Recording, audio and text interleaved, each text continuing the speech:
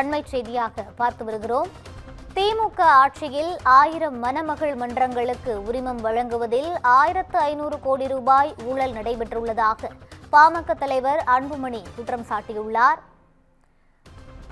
500 மதுக்கடைகளை மூடிய நிலையில் ஓசையின்றி 1500 மணமகள் மன்றங்களை அனுமதி வழங்கியுள்ளதாக அவர் குற்றம் சாட்டியிருக்கிறார். இதுகுறித்த கூடுதல் விவரங்களோடு இணைகிறார் எமது சிறப்பு செய்தியாளர் காயத்ரி. வணக்கம் காயத்ரி, முழு விவரங்களை பகிரலாம். வணக்கம். திமுக ஆட்சியில் 1000 புதிய மணமகள் மன்றங்கள் திறப்பதற்கு சுமார் 1500 கோடி அளவிற்கு ஊழல் புகார் குறித்து சிபிஐ விசாரணை நடத்த வேண்டும் என பாமக தலைவர் அன்புமணி ராமதாஸ் ஒரு புகார் ஒன்றை அளித்திருக்கிறார். குறிப்பாக மது விலக்கை ஏற்படுத்தப்படுவதாக கூறி ஆட்சிக்கு வந்த திமுக அரசு 500 மதுக்கடைகளை மட்டுமே மூடிய நிலையில் ஓசையின்றி 1000 புதிய மணமகள் மன்றங்களுக்கு உரிமை அளித்திருப்பதாக அவர் குற்றச்சாட்டு ஒன்றை வைத்திருக்கிறார். மேலும் இந்த தகவல்கள் அதிர்ச்சியூட்டுவதாகவும் அவர் தெரிவித்திருக்கிறார்.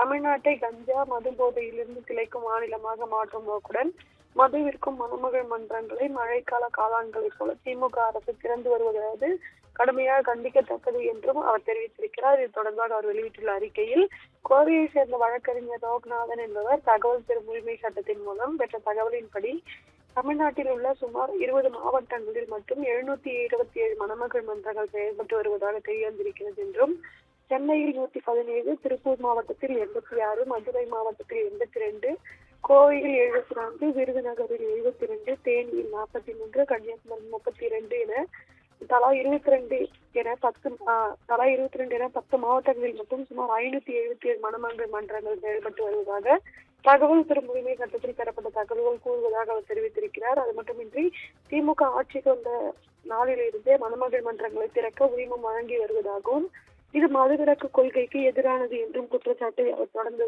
வைத்து வருவதாகவும் அவர் தெரிவித்திருக்கிறார். இந்த நிலையில் இப்போது தகவல் பெறும் உரிமை சட்டத்தின் மூலம் பெறப்பட்டுள்ள தகவல்களின் அடிப்படையில் பார்க்கும்போது குற்றச்சாட்டுகள் உண்மைதான் என்பது நிரூபிக்கப்பட்டுள்ளதாக தெரிவித்திருக்கிறார். அது மட்டுமின்றி மணமகள் மன்றங்களின் எண்ணிக்கை மிக அதிக அளவில் உயர்ந்திருப்பதை டாஸ்மாக் வணிகம் குறித்த புள்ளி விவரங்களும் உறுதி செய்துள்ளன என்று அவர் தெரிவித்திருக்கிறார்.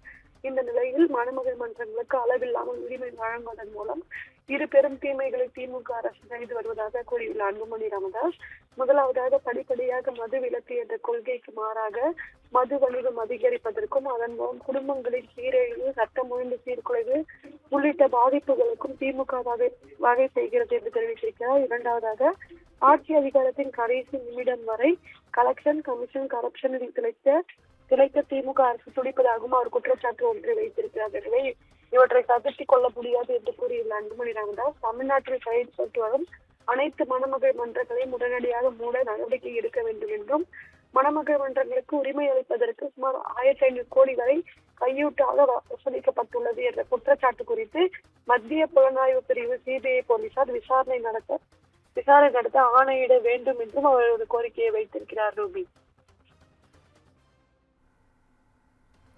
விவரங்களை வழங்கியமைக்கு நன்றி காயத்ரி.